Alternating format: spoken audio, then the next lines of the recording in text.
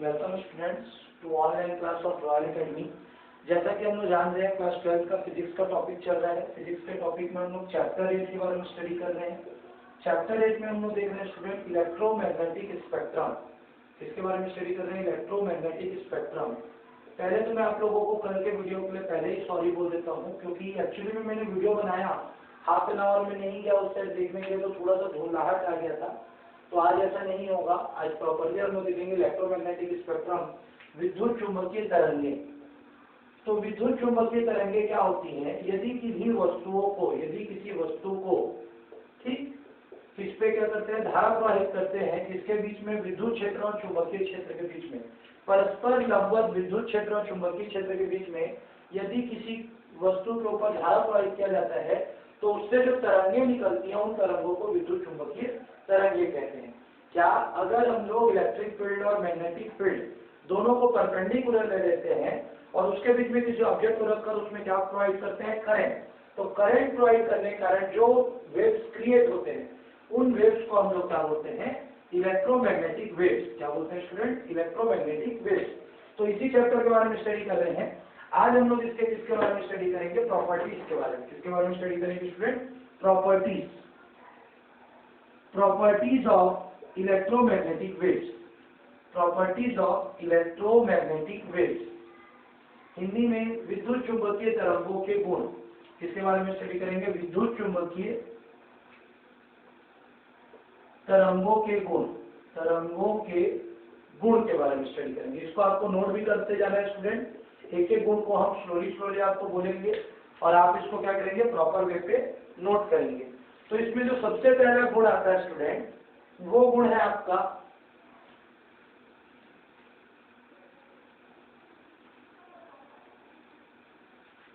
पहला जो गुण आता है वो है विद्युत चुंबकीय तरंगे दोलनीय आवेश अथवा त्वरित आवेश के कारण उत्पन्न होती है। मींस फर्स्ट जो पॉइंट है कि विद्युत चुंबकीय जो तरंगे होती हैं वो दोलन के कारण उत्पन्न होती है, ऑस्किलेशन के कारण क्रिएट होती है, या तो कोई सा बॉडी कंटिन्यूअसली क्या करता रहता है? मोशन करता रहता है, लगातार गति करता रहता है, इसके कारण उत्पन्न होती है। मींस पहला पॉइंट आप लिखेंगे विद्युत चुंबकीय तरंगे दोलनीय आवेश मतलब दोलन करने वाले आवेश या त्वरित आवेश के कारण उत्पन्न होती है। इंग्लिश में electromagnetic waves are created by oscillating charge और accelerating charge. Oscillating charge and accelerating charge. Clear student? Means अगर कोई सा ऑब्जेक्ट क्या कर रहा है? दोलन कर रहा है, लगातार ऑस्किलेशन कर रहा है, तो इससे जो क्या होंगी? विद्युत चुंबकीय तरंगे बनेंगी। इससे जो तरंगे उत्पन्न होंगी, जो वेव्स क्रिएट होगा, वो आपका इलेक्ट्रोमैग्नेटिक वेव्स होगा। दूसरा चीज, इसके संचरण के लिए माध्यम की आवश्यकता नहीं होती है। दूसरा पॉइंट इसका क्या है? इसको आगे बढ़ने के लिए मीडियम की आवश्यकता नहीं होती है। It does not require any medium. क्या? Electromagnetic waves does not require any medium. इन्हें गति करने के लिए किसी माध्यम की आवश्यकता नहीं होती। जैसे मैकेनिकल वेव्स हो गया, मैकेनिकल वेव्स में क्या रहता है? वेट रहता है, उसको मोशन करने के लिए मीडियम की आवश्यकता होती है। मतलब अगर मैकेनिकल वेव्स को हम लोग वैक्यूम में रख दें, किसमें रख दें? वैक्यूम निर्वात, जहां पर वायु उपस्थित नहीं है, वहां पर मैकेनिकल वेव्स मोशन नहीं करेगी, गति नहीं करेगी। लेकिन विद्युत चुंबकीय जो तरंगे होती है, इलेक्ट्रोमैग्नेटिक वेव्स होती हैं, वो वैक्यूम में भी क्या करती हैं? मोशन करती हैं। निर्वात में भी क्या करती है स्टूडेंट? गति करती है। दूसरा point clear? It does not require any medium. इससे आगे बढ़ने के लिए, संचरण करने के लिए माध्यम की आवश्यकता नहीं होती है। क्लियर? थर्ड पॉइंट, इनकी प्रकृति अनुप्रस्थ होती है। It is transverse in nature. Means generally हम लोग जानते हैं कि जितनी भी वेव्स रहती हैं वो सब कैसी जाती है? लॉन्गिट्यूडिनल। कैसी जाती है? लॉन्गिट्यूडिनल। इसको बोलते हैं अनुदैर्ध्य, सीधी सीधी। लेकिन ये कैसी जाती है? अनुदैर्ध्य के साथ साथ अनुप्रस्थ, ऐसे टेढ़ी मेढ़ी। Clear student? मीन्स ये इस तरीके से भी मोशन कर सकती है, ऐसे। क्लियर? मीन्स ये अनुदैर्ध्य के साथ साथ अनुप्रस्थ प्रकृति भी प्रदर्शित करती है। It has transverse in nature. Generally biology वाले समझते हैं कि अगर ये एक ऑब्जेक्ट लेते हैं और इसको सीधे ऐसे काट के देखा जाता है तो इसको क्या बोलते हैं? लॉन्गिट्यूड। और इसको अगर इस तरीके से काट दिया जाता है तो इसको बोलते हैं ट्रांसवर्स। क्या बोलते हैं इसको? ट्रांसवर्स। तो जो आपकी इलेक्ट्रोमैग्नेटिक वेव्स होती है वो ट्रांसवर्स नेचर शो करती है। कौन सा नेचर शो करती है? अनुप्रस्थ। यह अनुप्रस्थ प्रकृति प्रदर्शित करती है। लिखेंगे थर्ड पॉइंट, यह अनुप्रस्थ प्रकृति प्रदर्शित करती है। चौथा पॉइंट है इलेक्ट्रोमैग्नेटिक वेव्स का जो डायरेक्शन होता है वो इलेक्ट्रिक फील्ड और मैग्नेटिक फील्ड दोनों के परपेंडिकुलर होता है। The direction of electromagnetic waves is always perpendicular to the direction of magnetic field and electric field. Means ये इलेक्ट्रिक फील्ड है, ये मैग्नेटिक फील्ड है, ये इलेक्ट्रिक फील्ड है, ये मैग्नेटिक फील्ड है। तो ना तो ये इलेक्ट्रिक फील्ड की तरफ जाएगा ना तो मैग्नेटिक, ये दोनों के 90 डिग्री में मोशन करेगा। इलेक्ट्रोमैग्नेटिक जो वेव्स रहेंगी वो दोनों के किस पर मोशन करेंगी, 90 डिग्री पर मोशन करेंगी। मतलब ना तो मैग्नेटिक फील्ड की दिशा में जाएंगे और ना ही इलेक्ट्रिक फील्ड। तो इसका तीसरा पॉइंट होगा the direction of electromagnetic waves is perpendicular to the direction of electric field and magnetic field. विद्युत चुंबकीय तरंगों की जो संचरण की दिशा होगी वो विद्युत क्षेत्र की दिशा और चुंबकीय क्षेत्र की दिशा के परस्पर लंबवत होगी। 4 पॉइंट क्लियर हो गया। फिफ्थ पॉइंट है इन तरंगों का जो वेग होता है, इन तरंगों का जो वेग होता है वो प्रकाश के वेग की भांति होता है। The velocity of this type of waves is equal to the वेग ऑफ वेलोसिटी ऑफ लाइट। मतलब इन तरंगों का जो वेग होगा c वो किसके बराबर होगा, लाइट के वेग के बराबर हो जाएगा। मतलब इन तरंगों का जो वेग होगा प्रकाश के वेग के बराबर होता है। The velocity of this waves are equal to the velocity of light. Clear student, is it clear. पांचवा पॉइंट, छठवां पॉइंट जो सबसे इंपॉर्टेंट है स्टूडेंट, छठवां पॉइंट है कि 5 पॉइंट क्लियर हो गया। छठवां पॉइंट जो आपका है वो इंपॉर्टेंट है, ये व्यतिकरण प्रदर्शित करता है, विवर्तन प्रदर्शित करता है, परावर्तन अपवर्तन प्रदर्शित करता है, ध्रुवण का गुण प्रदर्शित करता है। परावर्तन, अपवर्तन, विवर्तन, व्यतिकरण और ध्रुवण, ये 5 प्रॉपर्टी शो करता है। Means reflection, refraction, it shows reflection, refraction, interference, diffraction and polarization. Clear हो गया स्टूडेंट। मीन्स इलेक्ट्रोमैग्नेटिक वेव्स 5 चीजों को बताता है, रिफ्लेक्शन, रिफ्रैक्शन, इंटरफेरेंस, डिफ्रैक्शन और पोलराइजेशन। ये जो लास्ट के 3 टॉपिक्स हमने बोले, ये तीनों टॉपिक आपको चैप्टर 10 में स्टडी करना है। क्लियर स्टूडेंट, कितना पॉइंट हुआ, 5। ये प्रकाश किरणों को, तरंगों को ध्रुवित कर देता है, ये तरंगे ध्रुवित होती है। It this type of waves are polarized, क्या कहा जा सकता है, अलग अलग दिशाओं में आ रही है उसको सबको एक दिशा में कर सकता है, मतलब एक जगह पे एकजुट करने का काम करता है। Clear student. 6 पॉइंट। 7 पॉइंट है ना तो ये इलेक्ट्रिक फील्ड की तरफ डिफ्लेक्ट होता है और ना तो मैग्नेटिक फील्ड की तरफ डिफ्लेक्ट होता है। मींस ना तो ये विद्युत क्षेत्र के द्वारा क्या होता है, विक्षेपित होता है, और ना ही चुंबकीय क्षेत्र के द्वारा विक्षेपित होता है। Clear student. तो अभी हमने देखा इसके 6 पॉइंट, एक बार रिवाइज करेंगे फास्ट फॉरवर्ड में।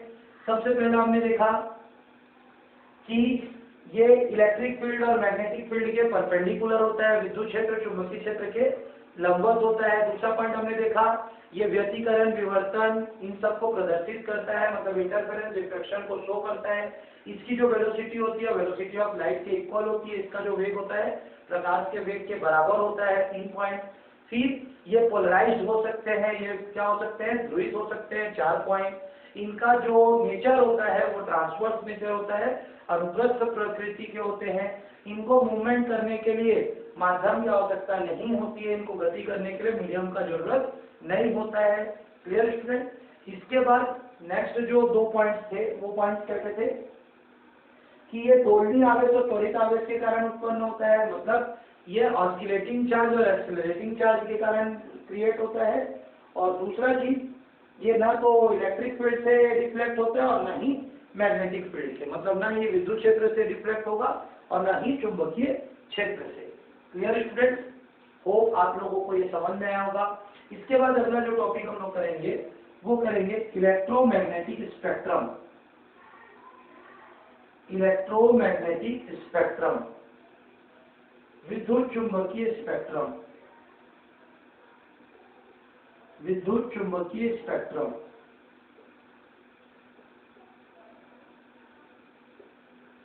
ये एक इंपॉर्टेंट टॉपिक है, इससे में मोस्टली 3 ही क्वेश्चन बनते हैं। एक कॉन्सेप्चुअल बन सकता है जिसको बाद में करेंगे, इलेक्ट्रोमैग्नेटिक वेव्स क्या होती है, उसकी प्रॉपर्टी क्या है, डिस्प्लेसमेंट करंट क्या है, और ये लास्ट टॉपिक है इलेक्ट्रोमैग्नेटिक स्पेक्ट्रम। तो इलेक्ट्रोमैग्नेटिक स्पेक्ट्रम क्या होता है, विभिन्न विद्युत चुंबकीय तरंगों की उनकी आवृत्ति के क्रम में वर्गीकृत किया जाता है। इस वर्गीकरण को विद्युत चुंबकीय स्पेक्ट्रम कहते हैं। मीन्स जितनी भी इलेक्ट्रोमैग्नेटिक क्या रहती हैं, वेव्स रहती हैं, उनको उनकी फ्रीक्वेंसी के बेसिस पे अलग अलग सीरीज में अरेंज किया जाता है। वो सीरीज को हम लोग क्या बोलते हैं, electromagnetic spectrum. If electromagnetic waves are arranged according to their increasing order of frequencies, then such series is called electromagnetic spectrum। जब विद्युत चुंबकीय तरंगों को आवृत्ति के बढ़ते हुए क्रम में यदि व्यवस्थित किया जाता है तो प्राप्त स्पेक्ट्रम को विद्युत चुंबकीय स्पेक्ट्रम कहते हैं। फिर से बोल देते हैं, if the electromagnetic waves are arranged in the increasing order of their frequency, then this is called electromagnetic spectrum। जब विद्युत चुंबकीय तरंगों को उसके आवृत्ति के बढ़ते हुए क्रम में व्यवस्थित किया जाता है जिसे विद्युत चुंबकीय स्पेक्ट्रम कहते हैं। इसमें जनरली हम लोगों के पास तीन होते हैं। एक होता है विजिबल रेंज,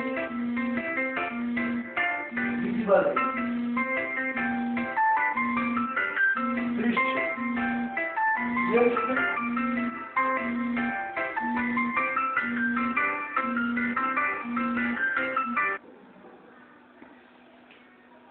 एक आपका क्या होगा, दृश्य, एक होगा इंफ्रारेड औरक्त, और एक होगा अल्ट्रावायलेट। क्या होगा स्टूडेंट, अल्ट्रावायलेट,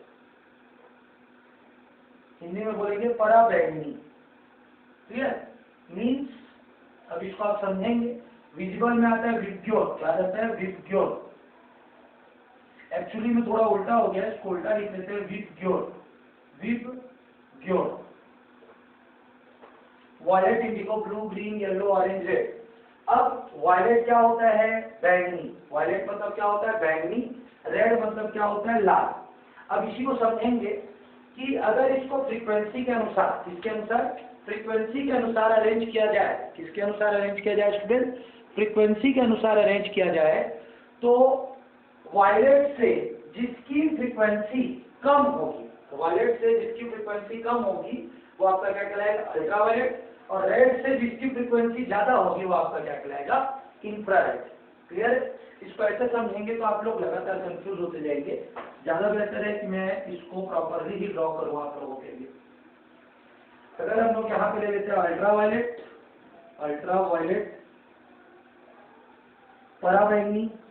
पराबैंगनी, और इसको बोलेंगे इंफ्रारेड औरक्त। तो सबसे पहले ये हो गया विद्युत, VIBGYOR, violet, indigo, blue, green, yellow, orange, red. ये सब किसके अंतर्गत आते हैं, विजिबल, दृश्य। और बाकी इधर जो जाएंगे सब अदृश्य हो गया। तो वायलेट से अगर फ्रीक्वेंसी कम रहेगी, लेस रहेगी, तो इसको अल्ट्रावायलेट रीजन बोलेंगे। और वायलेट से अगर ज्यादा हो जाती है तो इसको हम लोग क्या बोलेंगे, सॉरी, रेड से ज्यादा हो जाती है तो इंफ्रारेड बोलेंगे। मतलब ऐसे प्रकाश किरणें या ऐसे विद्युत चुंबकीय तरंगे जिसकी आवृत्ति, ऐसी विद्युत चुंबकीय तरंगे जिसकी आवृत्ति बैंगनी रंग से कम होती है वो पराबैंगनी कहलाएंगे। और ऐसे विद्युत चुंबकीय तरंगे जिसकी आवृत्ति लाल रंग से अधिक होगी वो आपकी क्या कहलाएंगी, औरक्त कहलाएंगी। क्लियर है, तो इनको जनरली इसको तीन उसमें डिवाइड किया गया, अल्ट्रावायलेट, विजिबल और इंफ्रारेड। लेकिन जब हम लोग डिटेल करते हैं वन बाय वन डिटेल करते हैं तो इसमें क्या क्या आता है आप लोग इसके बारे में देख लेते हैं। सबसे पहला आता है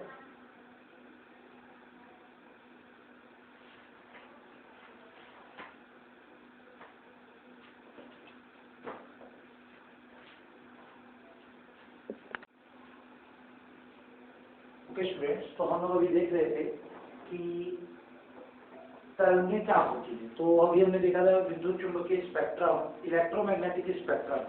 तो इलेक्ट्रोमैग्नेटिक स्पेक्ट्रम में हमने देखा कि जब अलग अलग इलेक्ट्रोमैग्नेटिक वेव्स को फ्रीक्वेंसी के बेस पे अरेंज किया जाए, अलग अलग इलेक्ट्रोमैग्नेटिक वेव्स को जब किसके बेस पे अरेंज किया जाए, फ्रीक्वेंसी के बेस पे अरेंज किया गया है, तो जो एक स्पेक्ट्रम बनता है उसी स्पेक्ट्रम को इलेक्ट्रोमैग्नेटिक स्पेक्ट्रम बोलते हैं। यदि विद्युत चुंबकीय तरंगों को आवृत्ति के अनुसार बढ़ते हुए क्रम में व्यवस्थित किया जाए तो इसे हम क्या कहते हैं, विद्युत चुंबकीय स्पेक्ट्रम। इसमें जो सबसे पहला वेव आता है वो आता है रेडियो वेव्स। टोटल इसमें 7 पार्ट्स होते हैं, radio waves, microwaves, infrared waves, visible light waves, ultraviolet waves, X-ray and gamma rays. Radio तरंगे, सूक्ष्म तरंगे और अर्थ तरंगे, दृश्य प्रकाश तरंगे, पराबैंगनी, एक्स किरणें और गामा किरणें। तो एक एक करके हम लोगों को स्टडी करना है। तो सबसे पहले रेडियो वेव्स क्या होता है, ये ऐसे वेव्स होते हैं जिनका आवृत्ति, जिनका फ्रीक्वेंसी 5 × 10⁵ हर्ट्ज से लेकर 10⁹ हर्ट्ज तक होता है। 5 × 10⁵ हर्ट्ज से लेकर 10⁹ हर्ट्ज तक होता है स्टूडेंट, क्लियर। और ये जनरली किसके द्वारा उत्पन्न होते हैं, इसकी उत्पत्ति उत्पन्न कहाँ से होते हैं, जब दोलन होता है, व्हेन ऑस्किलेशन इज डन। जब दोलन होता है तो दोलन कारण जो उत्पन्न होते हैं उन तरंगों को रेडियो वेव्स बोलते हैं, क्लियर हो गया। इसका उपयोग किस चीज में किया जाता है, अगर इसका उपयोग करें तो दूरदर्शी, मतलब दूर तक अपनी बातों को पहुंचाने के लिए जनरली अपन रेडियो का यूज करते हैं।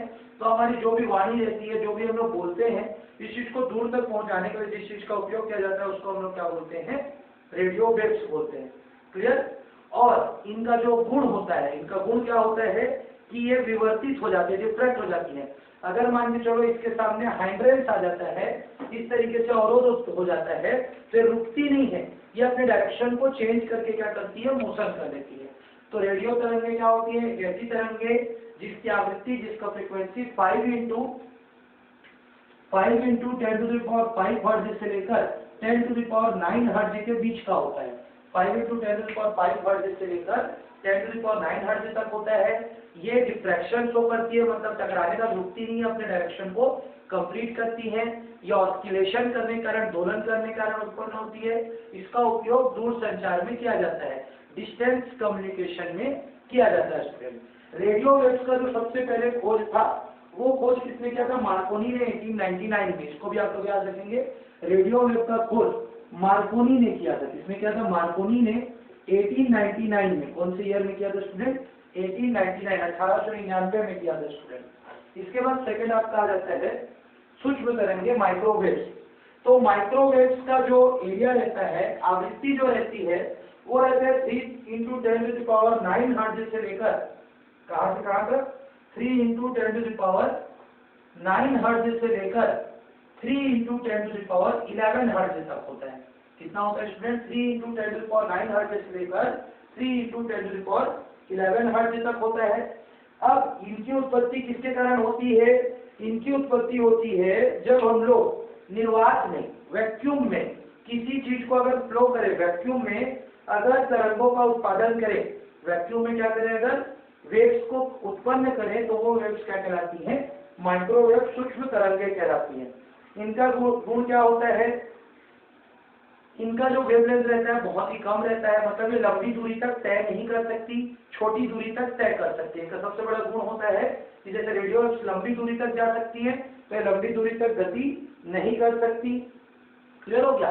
अगर बड़ा हाइंड्रेंस आ जाएगा, जैसे बुक जैसे हाइंड्रेंस आ गया, तो टकरा के वहीं पे रुक जाएगा। जैसे रेडियो वेव क्या कर रहा था, डिफ्रैक्ट हो जा रहा था, विवर्तित हो जा रहा था, अपने डायरेक्शन को चेंज कर रहा था, वैसे ये डायरेक्शन को चेंज नहीं करेगा। इसका उपयोग रडार प्रणाली में किया जाता है। इसका यूज कहाँ पे किया जाता है, रडार सिस्टम में। मतलब अगर कोई शिप कहाँ फंसा हुआ है, बीच किसी समुद्र में फंसा हुआ है, तो उससे जानकारी प्राप्त करने के लिए माइक्रोवेव्स का क्या किया जाता है, उपयोग किया जाता है। फिर से ये सूक्ष्म तरंगे होती हैं, मतलब थोड़ी कम डिस्टेंस कवर कर सकती हैं। इनका जो आवृत्ति होता है, इनका जो क्या बोलना चाहिए, फ्रीक्वेंसी होता है 3 × 10⁹ हर्ट्ज से लेकर 3 × 10⁻11 हर्ट्ज तक होता है। फिर इनके जो गुण होते हैं, ये कम दूरी तक जा सकती हैं, ये वर्तित नहीं हो सकती हैं, मतलब रिफ्रैक्ट नहीं होती हैं। तीसरा चीज, ये क्या किया जाता है, वैक्यूम में इसको क्रिएट किया जाता है। किसमें क्रिएट किया जाता है, निर्वात में इसका उत्पादन होता है, और इसका उपयोग रडार प्रणाली में किया जाता है। या माइक्रोवेव ओवन, सबके घर में माइक्रोवेव ओवन आज के डेट में सभी घर में मिलता है। जो ओवन रहता है केक बनाने का, उसमें इसका यूज किया जाता है। इसका खोज किया था हर्ट्ज ने 1888 में। इसका खोज किसने किया था स्टूडेंट, हर्ट्ज ने किया था 1888 में, क्लियर स्टूडेंट? सूक्ष्म तरंगों का खोज हर्ट्ज नामक वैज्ञानिक ने किया था 1888 में। तीसरा आ जाता है इंफ्रारेड वेव्स। इंफ्रारेड वेव्स का जो क्या बोलना चाहिए आवृत्ति होती है वो 3 × 10⁻11 से लेकर 4 × 10⁻14 हर्ट्ज तक होती है। कितनी होती है? 3 × 10⁻11 से लेकर 4 × 10⁻14 हर्ट्ज तक होती है। 3 × 10⁻11 से लेकर 4 × 10⁻14 तक का इसका फ्रीक्वेंसी होता है। ये जनरली किसी भी चीज को गर्म करने के कारण उत्पन्न होती है। किसी चीज को लगातार अगर हम लोग गर्म करते हैं या जलाते हैं तो जलाने के कारण जो वेव क्रिएट होता है उससे जो उष्मा निकलती है, हीट निकलता है, उस हीट से जो वेव निकलता है उसको हम लोग क्या बोलेंगे? Infrared waves. दोलन रेडियो वेव्स, वैक्यूम माइक्रोवेव्स। गर्म कर रहे हैं, जला रहे हैं लगातार, तो उससे जो वेव्स निकलेंगी वो क्या कहलाएंगी? इंफ्रारेड वेव्स कहलाएंगी। क्लियर हो गया? इनका जो जनरली गुण होता है ये किसी भी चीज को गर्म कर सकती हैं क्योंकि इनका टेम्परेचर ज्यादा होता है। ये फोटोग्राफिक प्लेट को भी जला सकती हैं, मतलब जो नेगेटिव आता है, पुराना जो रील वाला कैमरा आता था उसको बोलते हैं फोटोग्राफिक प्लेट, उस फोटोग्राफिक प्लेट को भी ये क्या कर सकती हैं? प्रभावित कर सकती हैं। क्लियर हो गया? ये अंधेरे और धुंध में अधिक दूरी तक गमन करती हैं, मतलब जहां पर अंधेरा रहेगा या कोहरा छाया हुआ रहेगा, फॉगी कंडीशन रहेगा या डार्क कंडीशन रहेगा तो बहुत दूर तक ये ट्रैवल करेगा। इसका उपयोग फिजिकल थेरेपी में किया जाता है, भौतिक थेरेपी में, बायोलॉजी में इसका उपयोग किया जाता है। दूसरा चीज ग्रीन हाउसेज में, मतलब जो हम लोग ग्रीन हाउस निर्माण करते हैं, हरा रंग का घर निर्माण करते हैं, पौध घरों जिसको बोलते हैं, पौध घरों मतलब जहाँ पे पौधे लगाए जाते हैं, ग्रीन हाउसेज, वहां पर को लगातार गर्म रखने के लिए औरक्त किरणों का उपयोग किया जाता है। Infrared waves are used. फिर से एक बार, औरक्त किरणों का जो फ्रीक्वेंसी होता है, इंफ्रारेड वेव्स का जो आवृत्ति होता है 3 × 10⁻11 से लेकर 4 × 10⁻14 तक होता है। ये जनरली किसी भी चीज को गर्म करने से या जलाने के कारण उत्पन्न होती है। ठीक, अब इनमें जनरली उष्मा पाई जाती है, इसका गुण मतलब इसमें हीट प्रेजेंट होता है, टेम्परेचर ज्यादा होता है। दूसरा चीज, ये अंधेरे और धुंध में मतलब डार्कनेस और फॉगी कंडीशन में लंबी दूरी तक तय कर सकती हैं। ये फोटोग्राफिक प्लेट को इफेक्ट कर सकती हैं और इसका उपयोग फिजिकल थेरेपी में किया जाता है, भौतिक चिकित्सा में किया जाता है। दूसरा चीज, रात के समय फोटोग्राफी लेने के लिए इंफ्रारेड लाइट का उपयोग करते हैं। और तीसरा इंपॉर्टेंट उपयोग क्या है? पौध घरों में, ग्रीन हाउसेज में, ग्रीन हाउस को लगातार गर्म रखने के लिए इसका उपयोग किया जाता है, इंफ्रारेड लाइट का उपयोग किया जाता है। इसका खोज किसने किया था स्टूडेंट?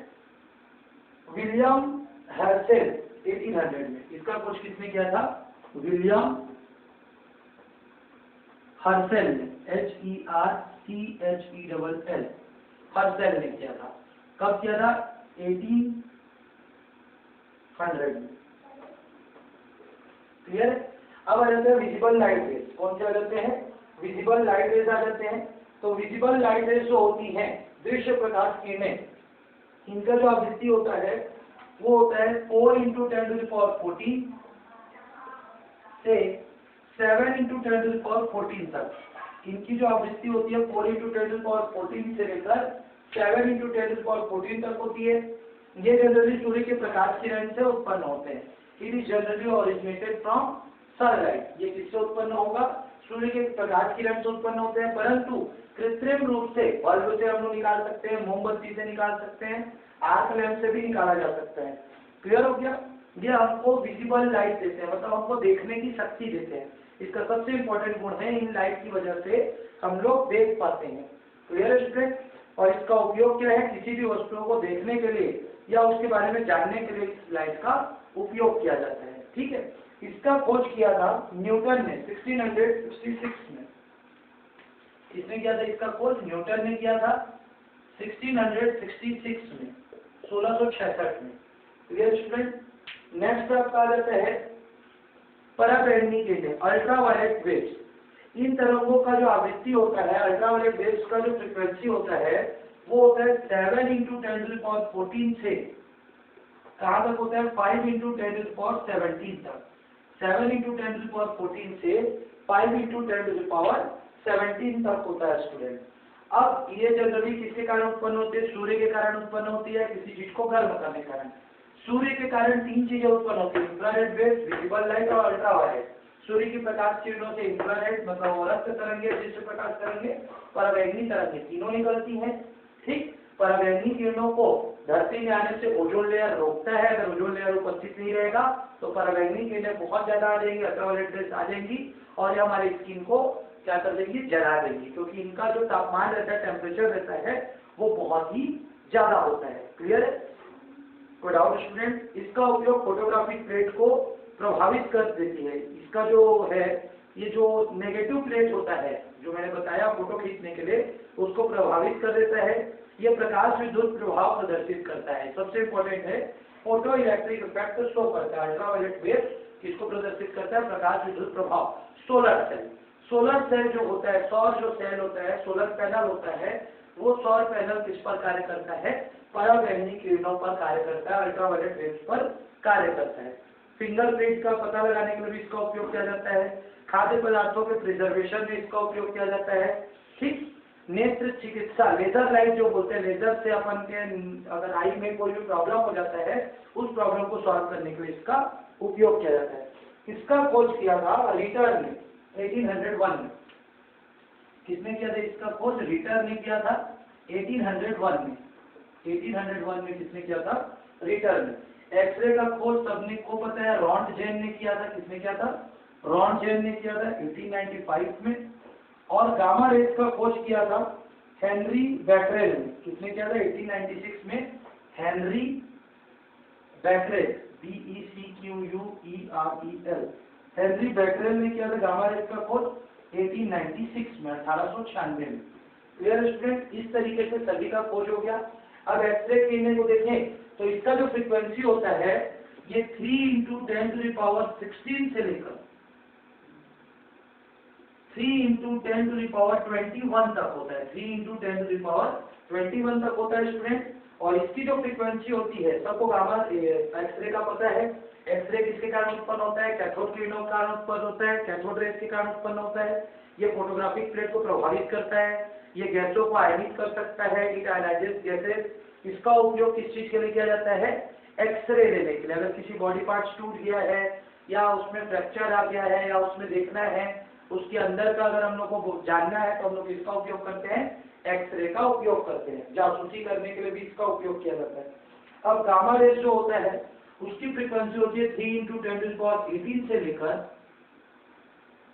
3 × 10⁻22 तक होती है स्टूडेंट। और इसका खोज किसने किया था? हेनरी बैकरेल ने किया है। तो इस तरीके से आपके सारे रेज हो गए। इन रेज का ये आपके बुक में एक चार्ट दिया है स्टूडेंट, इस चार्ट को आप लोग स्टडी कर सकते हैं, ये आपको ज्यादा इजी पड़ेगा। अब इस चैप्टर का जो लास्ट टॉपिक है वो है हरितगृह प्रभाव या पौधघर प्रभाव, ग्रीन हाउस इफेक्ट। तो अगला जो टॉपिक है student, green house effect. Green house effect होता क्या है? What is green house effect? हरित घर प्रभाव। तो ग्रीन हाउस इफेक्ट के बारे में अगर हम लोग स्टडी करें तो ग्रीन हाउस इफेक्ट तो होता क्या है? What is green house effect? Green house effect तो हरित घर प्रभाव, हरित घर प्रभाव या पौध घर प्रभाव या पौध घर प्रभाव। तो ग्रीन हाउस इफेक्ट, हरित घर प्रभाव क्या होता है? जब सन की जो लाइट रेज रहती हैं लगातार पृथ्वी पर आती रहती हैं, पृथ्वी पर आती हैं तो जो सन लाइट रेज पृथ्वी पर टकराती है और रिफ्लेक्ट होती हैं, तो रिफ्लेक्ट होने के कारण अर्थ का जो टेम्परेचर है वो धीरे धीरे बढ़ने लग जाता है। ऐसी प्रकार की किरणें जो पृथ्वी पर आती हैं और पृथ्वी की सतह पर टकराती हैं, तो टकराने के कारण परावर्तित हो जाती हैं, तो हमारे अर्थ का जो सराउंडिंग का टेम्परेचर है बढ़ने लगता है। यही टेम्परेचर के कारण जितनी भी क्या रहती है प्लांट्स रहती हैं, वो सारे प्लांट्स को गर्मी मिलती है और गर्मी मिलने के कारण वो अपना खाना पकाते हैं, अपना फोटोसिंथेसिस का प्रोसेस पूरा करते हैं। जनरली सनलाइट अगर उनके ऊपर पड़ेगी तो वो लोग क्या हो जाएंगे, उनसे वाटर को वो क्या निकालता जाएगा, टर्बल प्रेशर के थ्रू ऊपर लेके जाता जाएगा, तो उससे फोटोसिंथेसिस नहीं बनता। जब सनलाइट पृथ्वी पर टकराती है और रिफ्लेक्ट होती है तो इन्वायरमेंट क्या हो जाता है, गर्मी वाला हो जाता है, बहुत ज्यादा हीट हो जाता है, जिसके कारण प्लांट को एक फेवरेबल कंडीशन मिलता है खाना पकाने के लिए। क्लियर है स्टूडेंट? अब अगर मान के चलो आप एक क्या ले लेते हो, बर्तन ले लेते हो, उसमें चावल और पानी को डाल देते हो और ऊपर से उसमें से आप क्या करते हो, आग को देते हो, तो क्या वो चावल पक जाएगा? नहीं पकेगा। उसको नीचे से हम लोग बर्तन को धीरे धीरे गर्म करते हैं, और बर्तन को गर्म करते हैं तो बर्तन का टेम्परेचर इंक्रीज होता है, पानी उबलने लगता है, उसके अंदर जो चावल रहता है वो पकना शुरू होता है, उसके बाद ही हमारा चावल बनता है। ठीक है, ऐसा नहीं है कि हम लोग एक बर्तन ले लिया, उसमें पानी डाल दिए, चावल रख दिए और ऊपर से उसमें गैस सिलेंडर को जला रहे हैं, तो वो नहीं पकेगा। वो उल्टा वहाँ का जो पानी है वो एवापोरेट हो जाएगा, पानी खत्म हो जाएगा, चावल जलना स्टार्ट हो जाएगा, ब्लैक कलर का हो जाएगा। तो उसी तरीके से पौधों के ऊपर जब क्या होता है, लाइट रेज पड़ते हैं, तो लाइट रेज पड़ने के कारण कभी भी पौधे क्या नहीं करते, उन लाइट रेज से खाना नहीं पकाते। वो जो लाइट रेज धरती पर पड़ती है और रिफ्लेक्ट होती है, परावर्तित होती है, तो परावर्तित होने के कारण इन्वायरमेंट गर्म हो जाता है, उस गर्म होने के कारण पौधे खाना बना पाते हैं। तो इसी इफेक्ट को बोलते हैं ग्रीन हाउस इफेक्ट और घर प्रभाव।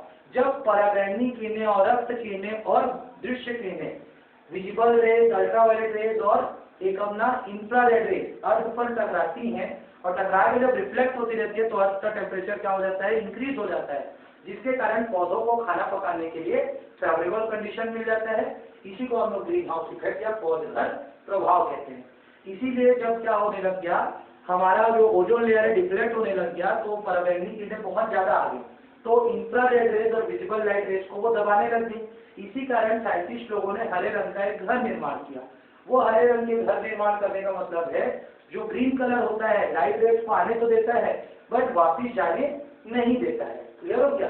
तो एक बार लाइट रेज उसके अंदर एंटर हो जाती हैं, एंटर होने के बाद वो लाइट रेज उसको रिफ्लेक्ट करके आगे नहीं जा पाती है, परावर्तित करके आगे नहीं जा पाती है, तो उस एरिया, उस सराउंडिंग का जो तापमान है वो नियत बना रहता है, जिसके कारण पौधे आसानी से खाना पका लेते हैं। इस प्रभाव को ग्रीन हाउस इफेक्ट या पौधघर प्रभाव कहते हैं।